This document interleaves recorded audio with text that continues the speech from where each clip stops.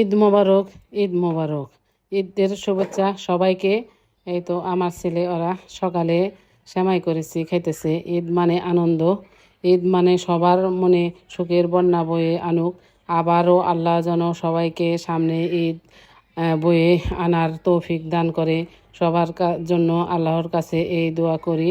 আপনারাও সবাই আমাদের জন্য দোয়া করবেন। ছোট বড় সবার জন্য ঈদ একটা, এটা কিন্তু ত্যাগ মহিমার ঈদ। তবুও ঈদ বলে পশু কুরবানি, সেটাই আনন্দ।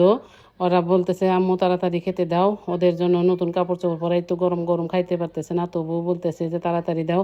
আসলে ওরা সালামি নিব, নতুন কাপড় চোপড় পরবো, পশু কুরবানি সেই জায়গায় যাব, ওদের এটাই তাড়াহুড়া। এর জন্য ওরা অমনি খাইতেছে, বলতেছে একটু দাও। আসলে খাওয়াটা বড় কথা না, ঈদ বলে আনন্দ। আনন্দ মানে সবার জীবনে সুখ বয়ে আনুক।